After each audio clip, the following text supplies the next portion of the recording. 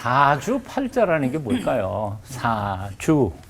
네 개의 기둥주자를 써서 네 개의 기둥이라는 뜻이죠. 우리가 태어나면서 네 개의 기둥 안에 우리의 인생들을 세워져 간다고 사람들이 생각했던 것 같아요.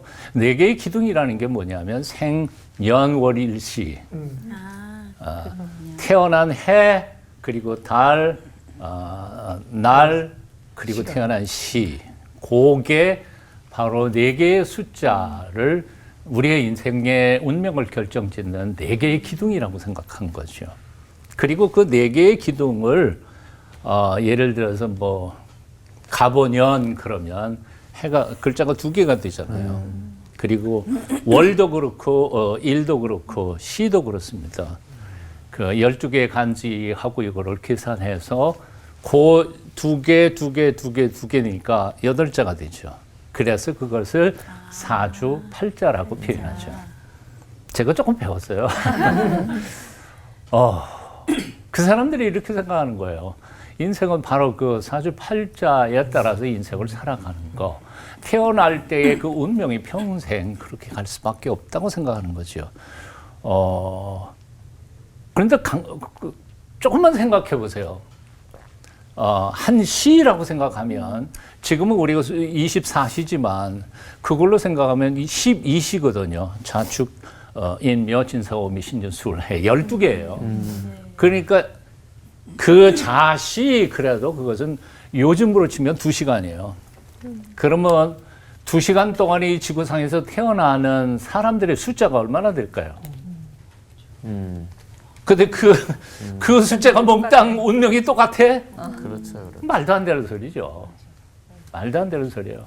그럼에도 불구하고 거기에다가 목숨 걸고 인생을 걸고 그 팔자 타령하면서 살아가는 것 자체가 참 어리석고 참 잘못 생각하는 숙명론에 빠진 것 아닐까라는 생각해 봅니다.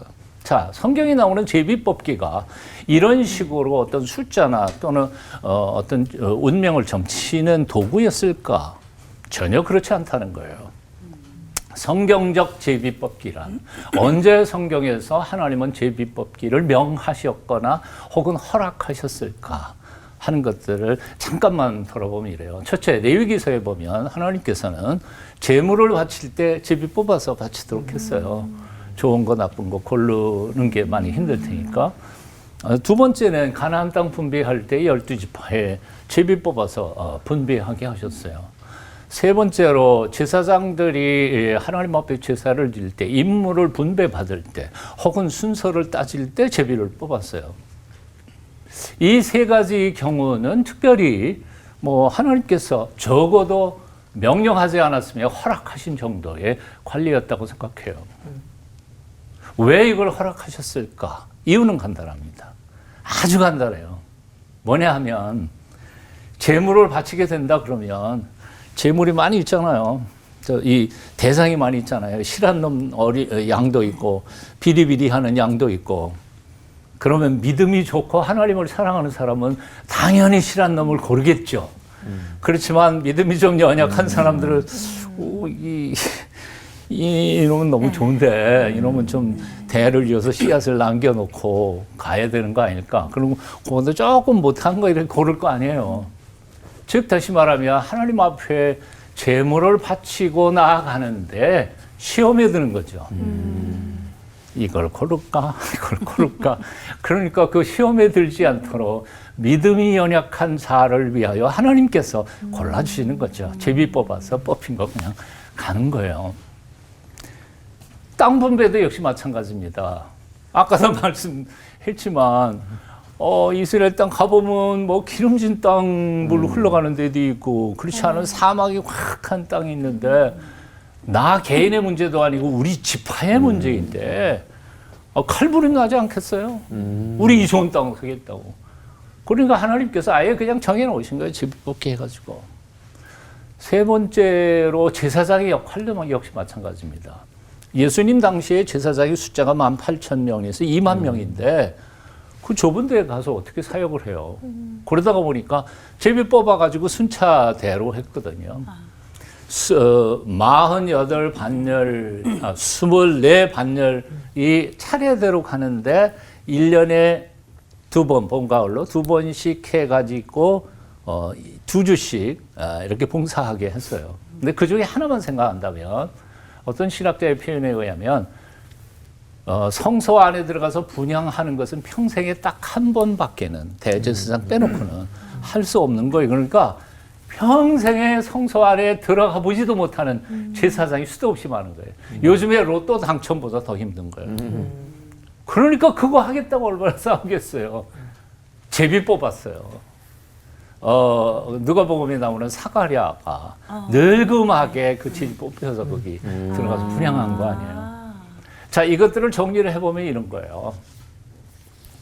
그러니까 인간의 욕망, 인간의 이기심, 재물 앞에서 혹은 좋은 거 앞에서 그 이기심들을 하나님께서 통제하시는 방법으로 제비뽑기를 선택하셨던 거죠. 그러니까 하나님이 정해놓으신 거예요. 아멘하고 순종하고 가는 거죠. 그러나 만일 그렇지 않았더라면 아마 제 욕심대로 해서 12지파 싸움질나고 또 뭐 적당히 신앙생활할 때 재물도 대충 하나님 앞에 드려서 시험 들고 이런 경우들이 생겼을 거니까 그렇게 된 거죠. 한마디로 말해서 하나님이 적어도 허락하신 제비뽑기는 공동체의 공평함 그리고 평안한 공동체를 만들어 가기 위해서 하나님이 허락하셨던 것이지 운명을 결정하거나 운명의 미래를 예측하기 위해서 이렇게 제비뽑기 한 것은 아니었어요. 제사장 앞에 있었던 그 두 가지, 뭐 흰돌, 아까 뭐 굉장히 복잡한 이름인데 그 두 개조차도 어떻게 사용하는지도 몰랐고 실제로 그것을 통해서 하나님께서 어떻게 가르쳐 주셨는지는 깊은 기도와 묵상 가운데서 하나님이 계시해 주시는 사건, 신비한 사건일 뿐이지 우리가 생각하는 것처럼 침 탁 뱉어가지고 일로 가거나 사다리 타거나 이런 건 전혀 아니었다. 굉장히 중요한 것인데 사다리. 하나님은 우리에게 머리를 주셨어요. 지성, 가슴을 주셨어요. 감성 주셨어요. 의지도 주셨어요. 그리고 거기다가 보태서 하나님과 통하는 하나님의 형상대로 지음을 받은 영성 또한 주셨어요. 그래서 어떤 문제 앞에서 우리는 다 동원해요. 머리도 써야 돼요. 분석하고 따지고 정보 습득하고 그리고 그것을 잘 생각해서 최선의 답을 내놓고 그러고도 완벽하지 않으니까 무릎 꿇고 성령님 이게 최선의 선택인지 아닌지 보여주시고 인도해 주십시오. 이런 과정을 겪어야 우리가 성숙해가고 참된 하나님의 백성이 되는 거지. 뭐 모르니까 그냥 대충 종이 저도 청년 시절 때 그런 거 많이 했어요. 어느 학교에 나일까 종이 쪽지에다가 몇 개 해놓고 그래서 다 접어놨다가 섞어서 하나 딱 뽑았는데 마음에 안 들어. 그래서 다시 했어. 시편 기자가 자신의 인생에 어려움을 겪을 때 이렇게 기도했던 것을 기억해요. 시편 139편 23절 24절 하나님이여 나를 살피사 내 마음을 아시며 나를 시험하사 테스트하셔서 내 뜻을 아옵소서. 내게 무슨 악한 행위가 있나 보시고 나를 영원한 길로 인도하소서. 이게 바로 신앙인의 자세가 아닐까.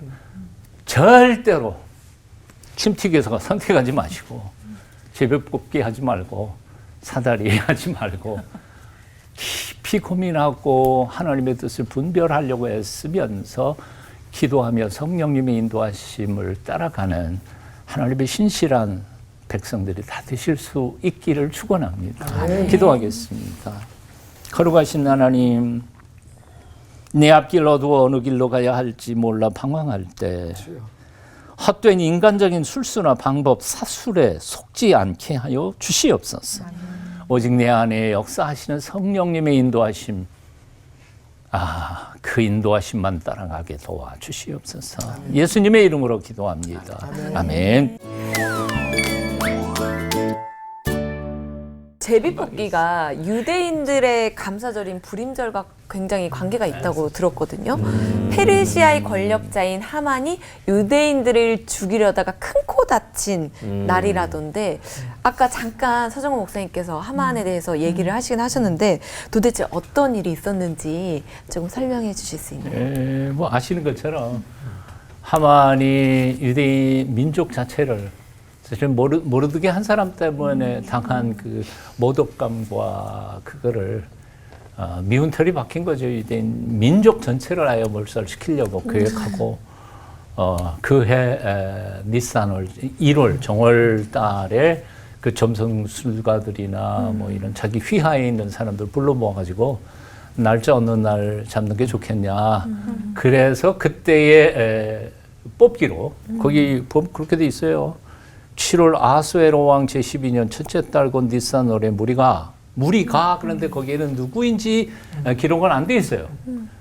무리가 하만 앞에서 날과 달에 대하여 곧 부르라는 게 제비인데 제비를 뽑아 12째 달 곧 아달월을 얻은지라 그렇게 돼 있어요. 제비를 뽑아가지고 아마 점성술가들 몇 사람이 해가지고 어떤 방법으로 제비를 뽑았겠죠. 그래서 날짜를 그 해 12월로 제비를 뽑은 거죠. 그런데 11개월 남았잖아요, 아직도. 11개월.